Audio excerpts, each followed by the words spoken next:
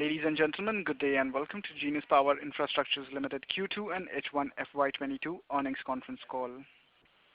This conference call may contain forward-looking statements about the company which are based on the beliefs, opinions and expectations of the company as on the date of this call. These statements are not the guarantees of future performance and involve risks and uncertainties that are difficult to predict. As a reminder, all participant lines will be in the listen-only mode. There will be an opportunity for you to ask questions after the presentation concludes. Should you need assistance during the conference call, please signal for an operator by pressing star then 0 on your touchtone phone. Please note that this conference is being recorded. I now hand the conference over to Mr. Kailash Agarwal, Vice Chairman of Genius Power Infrastructures Limited. Thank you, and over to you, Mr. Agarwal. Good evening, ladies and gentlemen. A very warm welcome to the Q2 FY22 earnings call of the company. Along with me in the call is Mr. Jitendra Agarwal, who is the Joint Managing Director of the company, and SGA, our Investor Relation Advisors. The results and investor presentations are already uploaded on the stock exchange and company website. I hope all must have got a chance to see it. Installation of smart meter was expected to gather pace in Q2 FY22 post the weakening of COVID-19 wave and widespread vaccination coverage in India. However, since June 2021 onwards, the acute shortage of semiconductors has led to a very tough period for the Indian smart metering industry. You might be reading it every day that there is a huge shortage of semiconductors. And thus, our capacity utilization fall drastically to a level of almost, say, 35-40%. But now the normalcy, we expect that semiconductors will be restored in next 4 to 5 months. We have already drawn plans and secured supply of semiconductors for the entire next fiscal year, assuming capacity utilization in excess of 90%. So we have already secured for almost 1 crore of meters, semiconductors. We have recorded a sales of around 178 crores in Q2 FY22 as compared to rupees 165 crores in Q2 FY21. For Q2 FY22, EBITDA stood at rupees 14.5 crores as compared to 34 crores in Q2 FY21. EBITDA margins reduced sharply on account of higher raw material prices and lack of absorption of fixed costs on account of poor capacity utilization. As we have all contracts of fixed rates, we don't have any price escalations on that. Profit after tax stood at 6.6 crores as against 6.8 crores in Q2 FY21. Order inflow has remained subdued as a lot of tenders which are about to be finalized went to re-tendering after the central government came out with model standard bidding documents. The state electricity boards are likely to submit their detailed project report DPRs as per the guidelines of the reform-based result-linked power distribution sector scheme by the end of December 2021. Thus, we anticipate robust order inflows starting from January 22 onwards. We expect sizable order book by the end of March 22. Our current order book stood at rupees 882 crores, which gives revenue visibility of over next 2-3 quarters. With the revamped distribution sector scheme, the central government has done away with one-size-fits-all approach of previous schemes. Most of the apprehensions of SEB have been addressed by customizing the policy guidelines as per their respective specifications. Thus, all stakeholders are on board and the rollout of smart metering scheme across India anticipated to be very smooth and though the objective of the scheme is to install 10 crore meters by December 23, in the first phase is very optimistic. We anticipate that even if the same target is achieved by the end of December or say by mid of 25, it would still present an enormous growth opportunity for Indian smart metering industry. The TOTEX model is being promoted heavily among SEB, wherein the capex will be undertaken by system integrators. From the monthly saving made on account of the smart meters, the SEB will undertake monthly payments to system integrators for a period of 6 to 8 years. We plan to play dual roles of being system integrators ourselves as well as being vendors to other system integrators for their smart metering requirements. Smart metering solution improves the billing efficiencies to almost 100%.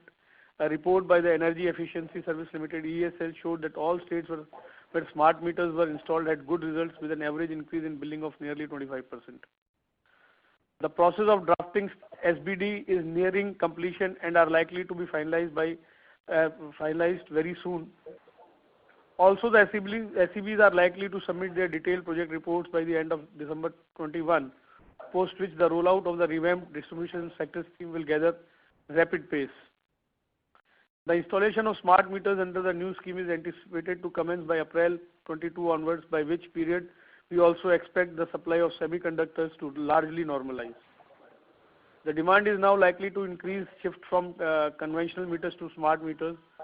We are confident of sustaining our margins going ahead as product mix changes in favor of smart meters. Also, as proportion of smart meters in the overall pie of meters increases, the margin profile of our business will gradually improve. Also, as a strategy, we have designed our building and manufacturing infrastructure in a way which will enable us to easily double our manufacturing capacity in short period of 6 months whenever required. India's energy consumption is set to grow 4.2% a year by 2035, fastest among all major economies. More than 28 crore consumers are grid connected, whose conventional meters will need to be replaced by smart meters. Thus, there is a tremendous growth prospects for us in the years ahead, and we are fully geared up to capitalize on this enormous opportunity. We have continued to focus on technology upgradation and operational efficiency to serve our long-lasting relationship with our clients, which have engraved our leadership position. In smart meters, company will also have a lot of opportunity in terms of recurring revenue, as facility management system FMS will also be the part of the contract. We as a company are specifically targeting recurring revenue as an avenue for sustaining our growth. We also plan to provide our domain related software to our clients. We can now open the line for question and answers. Thank you very much, sir. Ladies and gentlemen, we will now begin the question and answer session. Anyone who wishes to ask a question may press star and 1 on their touchtone telephone. If you wish to remove yourself from the question queue, you may press star and 2.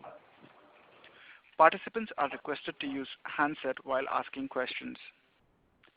Ladies and gentlemen, we will wait for a moment while the question queue assembles. To ask a question, please press star and 1.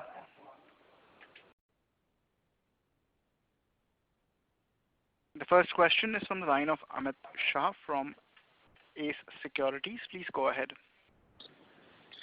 Thank you for taking my question, sir. So as you mentioned in your press release, the unavailability of semiconductors have led to how much loss in our revenue for this quarter? Can you provide a ballpark number? Hi, this is Jitendra Agrawal. During the presentation also, Vice Chairman made it very clear that almost we are running at 35-40% currently. So that is the kind of production we are able to do in the current state due to the availability of semiconductors and electronic components. Normally we run at a capacity of 65-70%. So almost you can say that we are running at a 60% capacity what we normally run. Oh, and sir, when do you expect the availability of these semiconductors to normalize? So if you will see worldwide, the normalcy will take definitely 8 to 12 months. But since we knew about it, we have already done a lot of planning in terms of our design product availability. So we as a company will see this normalcy by the month of April, May. We will be quite a normal company in terms of availability of electronic components. So we have already tied up for these semiconductors for the next whole financial year. We're seeing the things and old relation with the semiconductor suppliers and all. We have changed our designs also. A lot of work we have done on our designs also. So we expect that we will be total normal in this case by the end of March or say start of April. Okay, sir. That was helpful, sir. Sir, and also, sir, you have mentioned that we have secured semiconductors for smart meters for the next financial year. Sir, assuming 90% capacity utilization in FY23, can you throw some more insight on the same? How much revenue can we expect in FY23? Kailash sir, you want to take it or you want me to? You take it. So FY23, we expect we should be back to our normal days, where 70 to 80% of the capacity we used to use. This is how we have planned our semiconductor availability also. And when it comes to revenue, because these are going to be smart meters primarily, we should be doing at least 1,300 as the top line for next financial year. That is too conservative for me in the current scheme of the things. So basically, you can take it like that, right now we will be giving a guidance that is also a conservative guidance, because depending on the orders, what flow the orders will come. We are very hopeful that there will be a lot of orders in next coming months, next 2-3 months. And we are hopeful that our opening order book for the next financial year will be very great. So depending on that, we hope a very good number. So whatever the numbers we are giving you, 1,200-1,300 crores, is also a conservative numbers as per we think, and seeing the current scenario. Okay, sir, and my last question, sir, could you provide the total tender amount which we have already bidded, and when can we expect these tenders to get awarded? So currently, generally we break our tenders into two. One is which will be participated, and one those are already participated. So tenders which we have already participated is around 4,500 crores. So which we expect them to be decided in next 4 to 5 months. Maximum these tenders will be decided. And what tenders we are going to participate in next 2 to 3 months, which are already live, open, which has due dates like December end, January, mid-January end, is around 6,200 crores. So in total, 10,800 crores inquiries are floating in the market. Okay, sir. Thank you. Thank you. Thank you very much. Next question is from the line of Ashit Kothi from Almondz Global Securities. Please go ahead. Sir, my question is more as an individual investor. And when you have said that we would be having 80% capacity utilization in 23, that would amount to that in terms of both the categories, as a system integrator as well as vendor business, or only as a system integrator? That is one. And when we say 80% to 80% capacity utilization, in that case the turnover could be approximately around 1,200 crores and a net profit margin of around 10%, or semiconductor would still eat away our margin? So I'll reply this in two ways. First is, when we say as a system integrator, at the end of the day we are talking about production capacity. So whether we are supplying to a system integrator or we ourselves are doing the job of a system integrator, 80% capacity is utilization. What we are talking is for the production capability only. So it has nothing to do with being a system integrator or being a supplier. Second thing, when we talk of margins and the top line, yes, margins have some pressure because of the semiconductors, but we surely see these big commodities are at all-time high. So very frankly, I see extraordinary times coming up for people like us, because when things are going so up and our order book is very normal in the current state, a lot of orders will flow in next 3 to 6 months and in 12 months. A lot of business is coming in on the floor and a lot of tenders will be decided. And these are all long-term contracts and fixed price contracts. If you will see after 12 to 18 months, what condition we are in today, yes, we are being badly hit because of the semiconductors. The time will be much better for companies like us who have long-term contracts, and prices will have to come down. So these are abnormal situations. And when you quote in the abnormal situations, you obviously, your prices are better. So basically, to add on this, we have to understand that whatever the margin pressures has comes to us, that is we are in a fixed price business, and these all are the old orders which we are executing right now. Now, whatever tenders we are participating, whatever the prices we are giving on the basis of today's current commodity prices and today's current semiconductor prices and all. So whenever we will receive these orders, they will be again the fixed price contract. So whatever the correction, we anticipate a good correction in the prices of commodities also, and we anticipate a good correction in the price of semiconductors also. So whenever these corrections will come, that will benefit to the company, because again now whatever the orders will be getting in new tenders are quoted as per the current prices, and ours is a fixed price contract, so we will be getting a benefit. Whatever loss we are making right now, we will be doing far better than in that incoming time because of that. Two questions. One is a short question. Semiconductor in final product cost is forming how much? That is one part. And second question was basically with regards to merger of your subsidiary companies. So the rationale of creating those subsidiary companies, infra companies, and then now merging, and the ratios which has been given. So any financial information on what basis this valuation has been done for the swap ratio? So regarding the semiconductors ratio, basically we have to come back to you. You'll see that what exactly is the semiconductor. But it is not only semiconductor. Let me answer the first question. Yeah. So your BOM is not depending only on the semiconductor, and price of each and every commodity has increased substantially in the current market scenario. So it's not only your electronic components which are giving pressure on the margin. It is your dana, metal, brass, but everything is giving pressure on the margins. So the commodities are at all-time high. So it is not only semiconductor which is giving the pressure. Sir, you can take the second question. So basically, whatever these all ratios are being divided by are derived by the valuations done by the companies, the top companies we have appointed, like KPMG and other valuation companies and all. So whatever is the swap ratio, that valuation they have given and the swap ratio they have given is being seen by the board and approved by the board. No, I'm not raising question on that. The point is having more information on the same.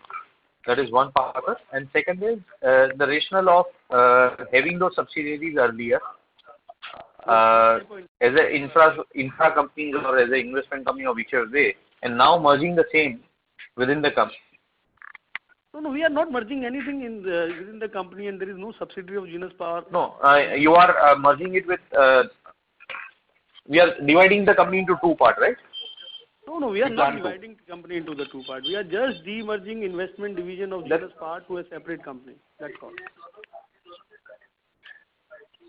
On an agreed ratio. And that infra company has nothing to do with Genus Power. So the Genus investment would be basically infra investment company? What exactly the structure of that company would be? Basically, there is an investment division of Genus Power, where Genus Power is having investments in different companies. So basically, to make it a pure power play metering company only, and to get out of any other things, any long-term investments and all from the company, we are demerging this investment division to a separate company, which is a separate company, and that investment is going to that company, and the shareholders of Genus Power is getting shares of that company also against this demerger, and all the valuations has been done as per the norms. So, what would be the focus after the demerger in that company, new company? Focus is basically metering only. That is why Genus Power is doing this basic. Genus Power wants to be a pure metering company. The total focus will be the metering only in Genus Power. No, I'm talking about Genus Prime Infra. Well, it will be again an investment company only. It's just an investment company. That right now also it's an investment company. At that time also it will be an investment company. There is no running business in that. Okay. Thank you. Thank you. Before we take the next question, we would like to remind participants that you may press star and 1 to ask a question. Next question is from the line of Suraj Nawandar from Sampada Investments. Please go ahead. Hello. Good afternoon, sir. Sir, hearing to your answers to the previous participants, can we say that the worst is behind for the company? Yeah, your voice is not very clear. Can you please come? Is it better now? Yeah. Hello. Yeah. Sir, listening to your answers to the previous participants, can we say that worst is behind for the company and things can only look up from here?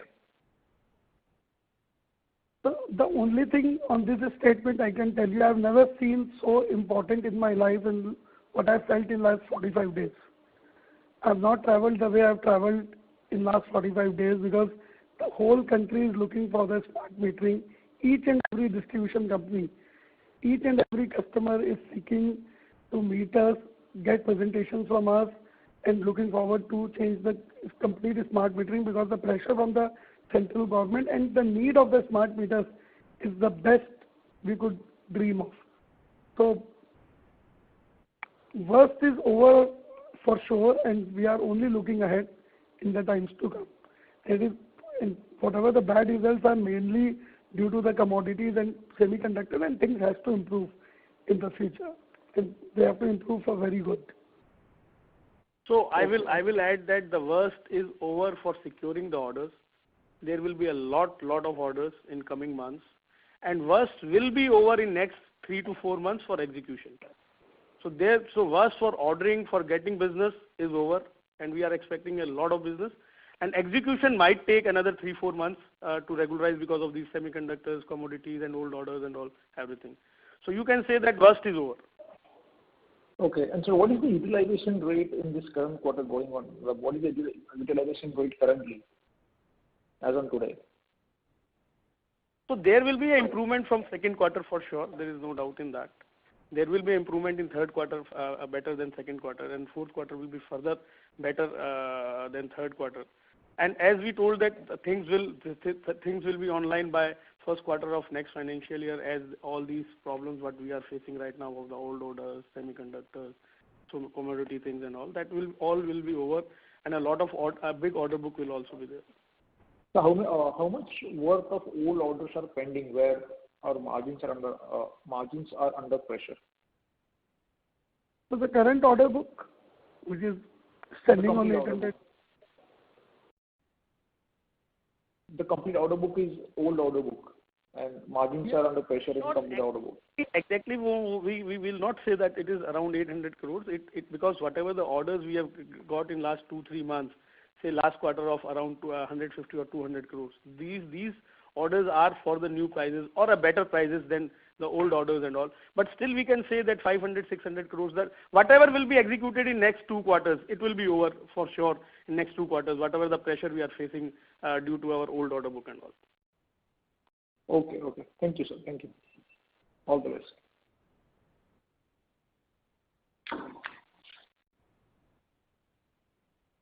Thank you very much.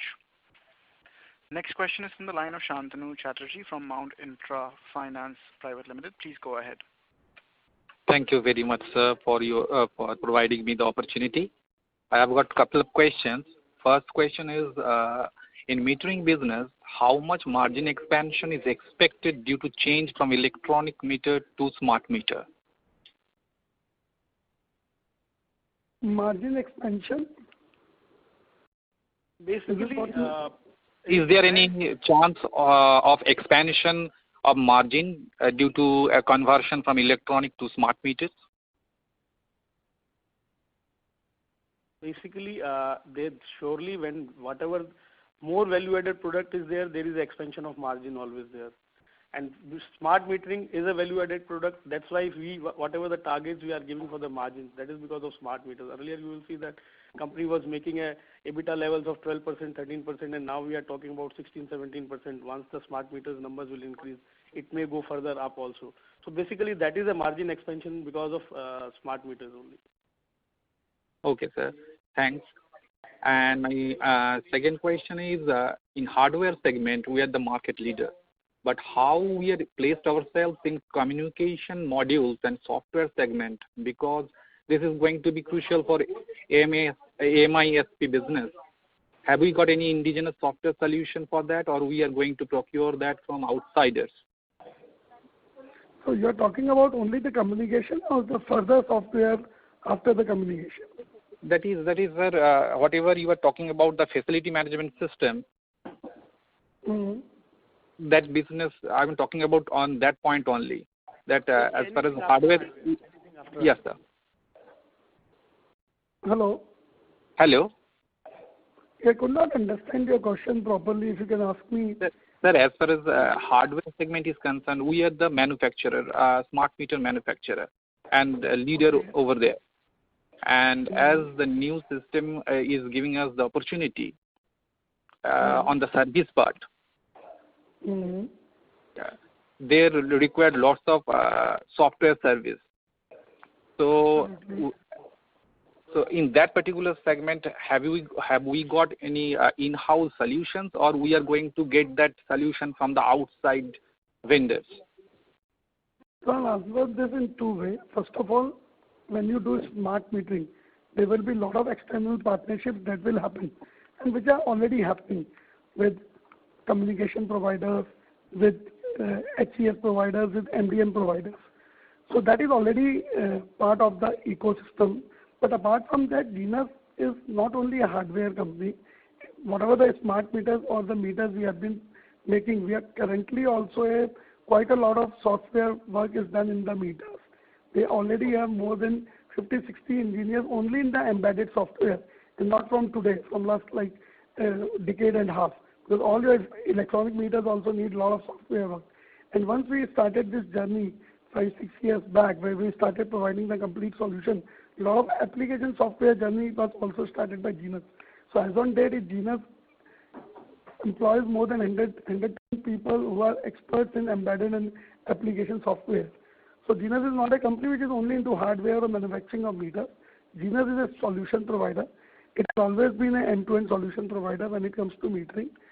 Plus, everything cannot be done in-house. You will have a lot of partnerships also in the ecosystem. So when we talk what FMS we are going to do, we will be part of that ecosystem, will be working closely with us as partners, and a lot of solutions will be provided in-house. So this is how this whole smart metering solution is going to work. And this is what we are doing currently also, and this is what we are going to do in future also. So Genus continuously has been expanding its portfolio in terms of providing products and solutions. Okay, sir. Thanks a lot. And my last question, what company is doing to prune down the level of trade receivables?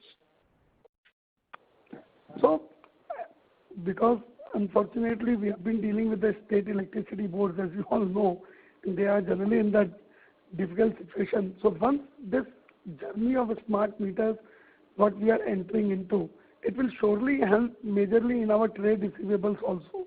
Because the smart meters is going to be completely secured money.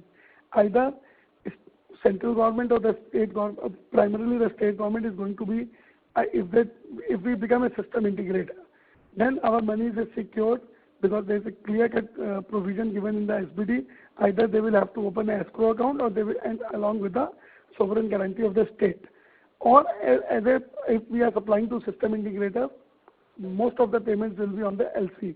So once this journey of smart metering comes into place, I would say in 6 to 12 months in a major way, trade receivables problem will also resolve significantly for companies like us. But yes, it will take time. It won't happen from tomorrow. Okay, sir. Okay.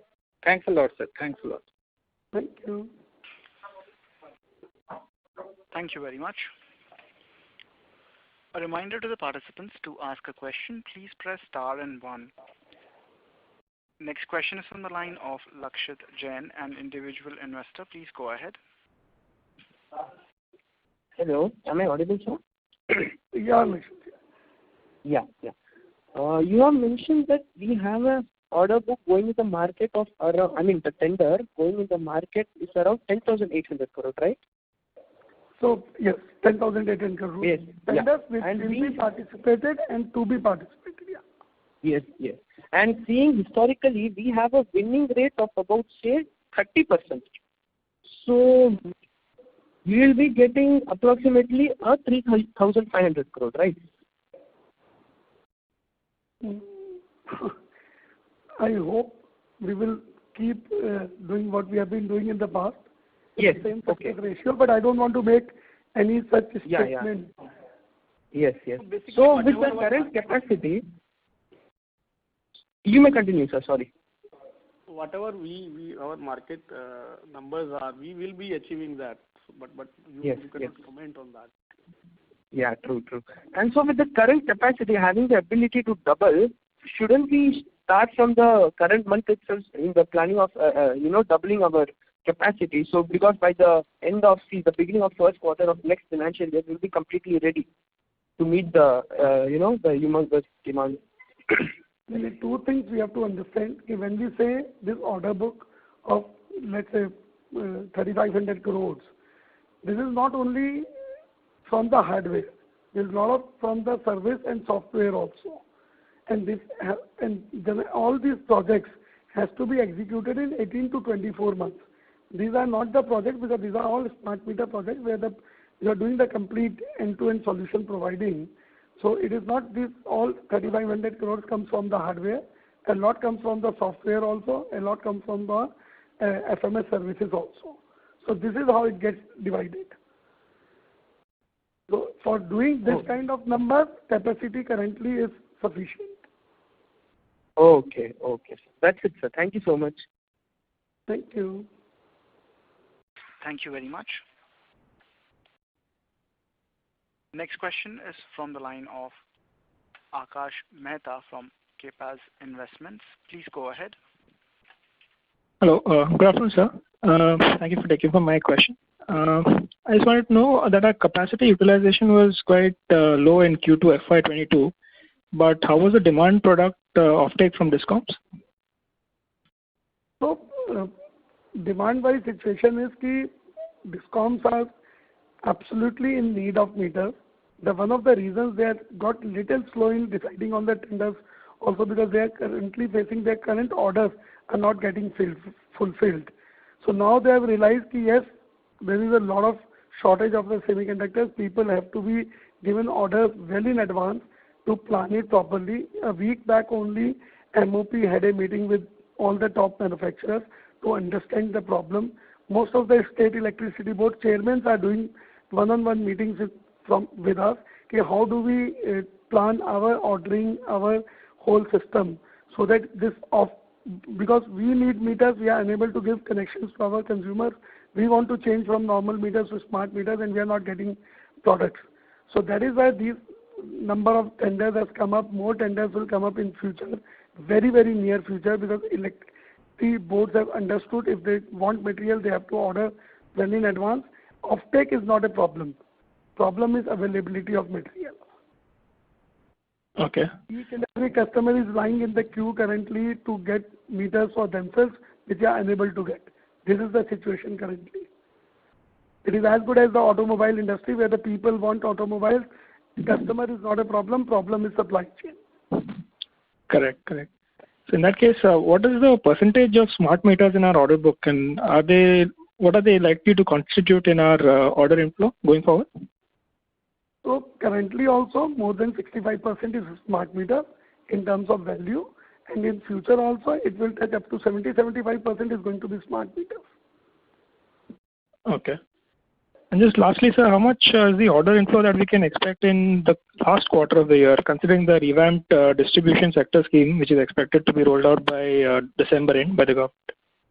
So your quarter 4 means Jan and March. Yes. So very conservatively, it should be 500 to 700 crores. It can be even much larger. Okay. All right. That's it from my side. Thank you.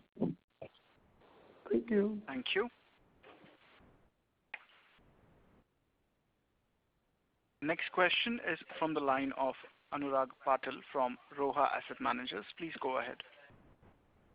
Thank you for the opportunity. Sir, in the presentation you have mentioned you will be targeting 30% business from this service provider business model.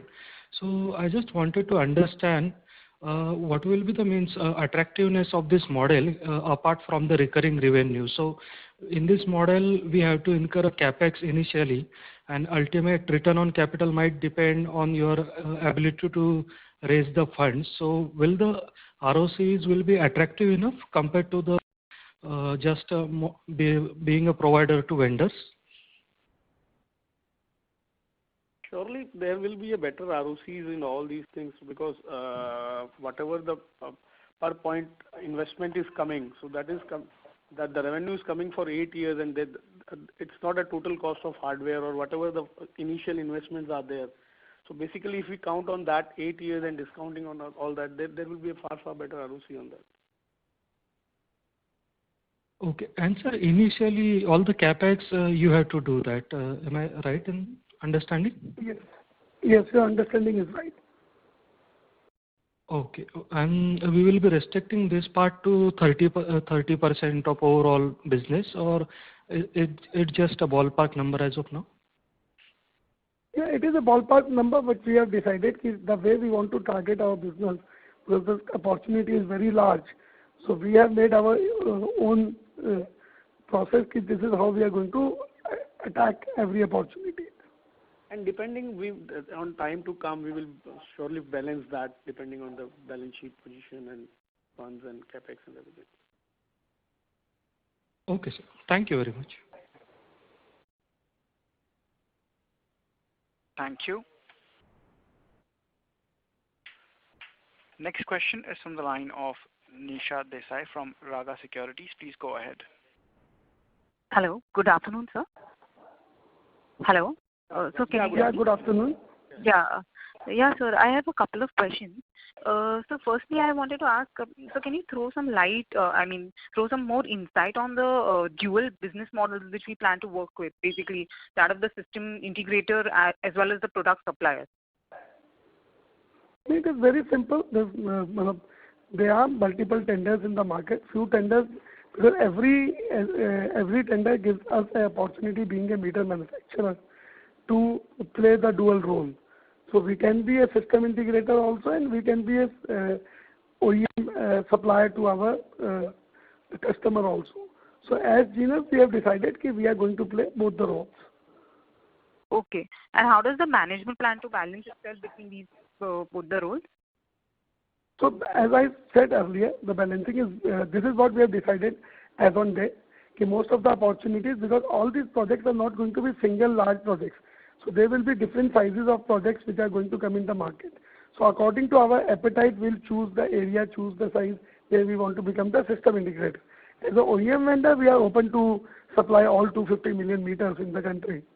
So. Okay, sir. Okay. So my next question is, doesn't the business model of, system integrator involve more risk in terms of capex requirement and working capital pressure? So, yes, everything when you do little differently, it has more risk, but it is more rewarding also, because you have a fixed revenue for 8 to 10 years. And for us, the risk is much less than the normal system integrator, because what is the difference between the normal system integrator and us is he may be sitting on the much more cash than us. That is the only difference. Otherwise, this whole project has to be driven by people like us. This is not a typical, I would say, a project where the technology is not required. This is a hardcore technology product. This is a hardcore technology solution which has to be provided.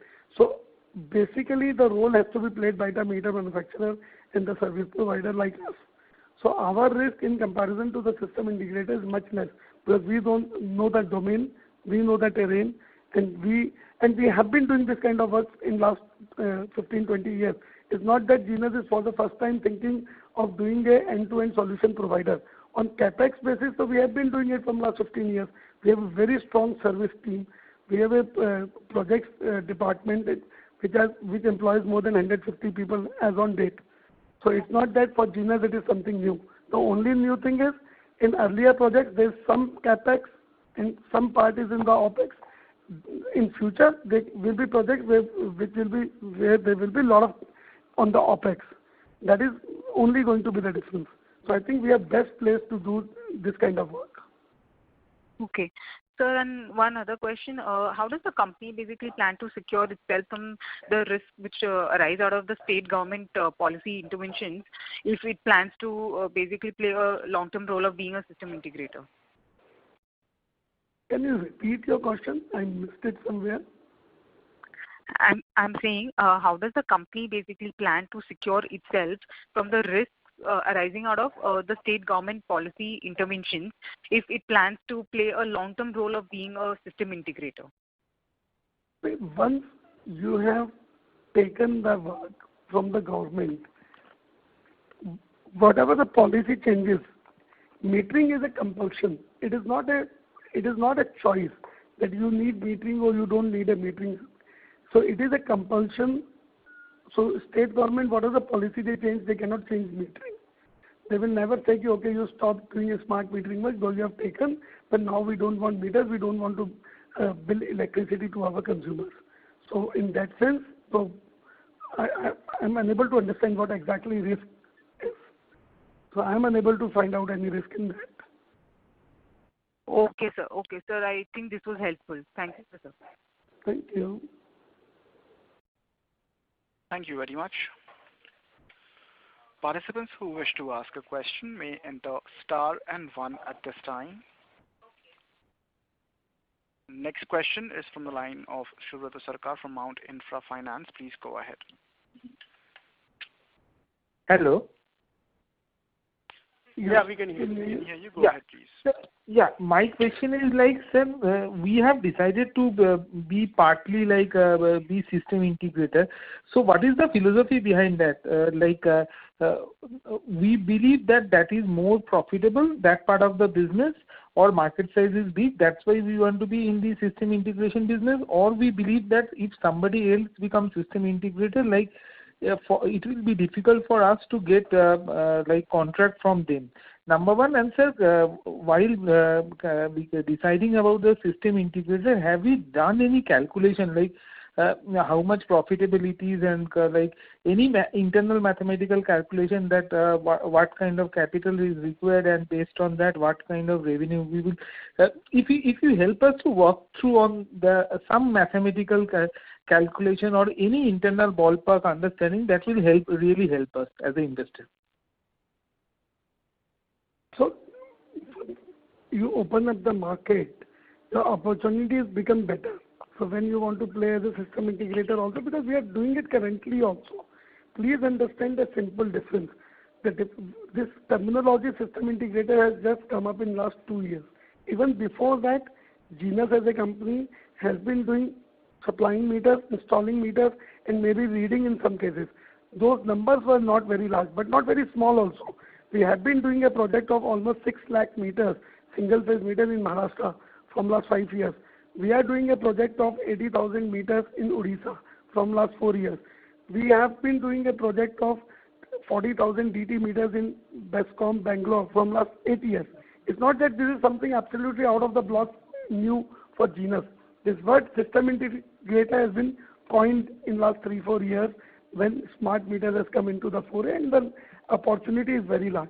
So since we have been already doing that kind of work on end-to-end solution provider, we have extended our feet. Okay, yes, why not we do it on the OpEx basis also? It makes a lot of sense, and definitely margins will be better, and the opportunity increases. So you are not only a player where you are running behind system integrators to sell your product, you are playing the role of a system integrator also. First thing. Risk-wise, as I said earlier also, whatever the projects we are doing as end-to-end solution provider, everything involves risk. Because we know the domain, we know the terrain very well. So for us, risk should be minimized. So margins are better, minimized risk. And third question you asked about the calculation. Of course, when we are quoting tenders and when we are making any big inroads into something and we are making a headway, we have done all our calculation. Experts are working very closely with us, in making sure we don't end up in any mistake in making calculations. And recently, we have quoted couple of tenders, and what the prices have opened up has given us even more confidence that yes, we are on the right path. Sir, my last question is as of now, Genus is definitely the market leader in this space. There is previous L&T was there, so now Alstom is there, and other global player also is there. So my point is, sir, despite competing with this company, we are currently number one in terms of market share. So now only thing which I am trying to understand, sir, when this market size will increase, won't these global players will be more interested? What I mean to say, we are number one because one of the reasons may be because current market size is not that attractive to the MNC and other players. So once this market size increases, won't this player become much more aggressive, and with their previous experience of implementing smart meter globally in other countries, what will be their advantage vis-a-vis what will be our advantage? First of all, smart metering is not something which has not been implemented in India till now. Only the numbers are less. So we are very well geared up as an industry and as Genus. Second thing, a lot of customization is required when it comes to metering in India. So even the government realized it, yes, we cannot make a one-size-fits-all kind of a specifications. Utilities won't accept it. So even today, each and every tender which is coming, even the SBD has given a lot of leeway to the local utilities to do their customization. So for them to compete with us will be much more difficult than in comparison to us competing with them. So very frankly, I don't see any threat from these international companies coming to India and dislodging us. As an industry, we are very well placed to compete with this multinational or these international companies coming in India for smart metering projects. Okay, thank you, sir. Thank you. Next question is from the line of Kirti Tibrewal from Yashvi Securities. Please go ahead. Hello. Hello. Yes, Kirti, we can hear you. Go ahead, please. Yeah. So I wanted to ask, is it possible to put the number of the units of smart meters sold in the quarter? Hello. Hello. So your voice broke in between and I could not hear your question. Hello, sir. My question was that is it possible to put a number for the smart meters sold in this quarter? In this? In this quarter, Quarter. I think we don't Yeah. have exactly the numbers right now. Exactly. You can get it sold from in this SGH quarter from the country. In the country or from by Genus? By Genus. Hello. Can you? Sir, by the company. By Genus, they are asking for the exact number of the meters, so that we can provide them through SGA. As I don't think right now. Exact number I don't have on my hand. Yeah, that is it. Exact number of smart meters they made in this quarter. You mean to say? Okay. Okay, sir. Thank you. That we can provide you that. The number is not an issue. Thank you. Thank you very much. As there are no further questions, I now hand the conference over to the management for closing comments. Over to you. Thank you. Thanks a lot to all ladies and gentlemen for putting your confidence in the company. I wish you all a very, very happy Deepavali and a prosperous New Year. And we assure you that company will be doing and achieving great highs in coming quarters, will be coming over all the shortcomings what we are facing since last 2-3 quarters. Thank you very much. Thanks a lot. Thank you, everyone. Wish you very happy Diwali. Thank you. Thank you very much. Ladies and gentlemen, on behalf of Genus Power Infrastructure, that concludes today's conference call. Thank you all for joining us, and you may now disconnect your lines.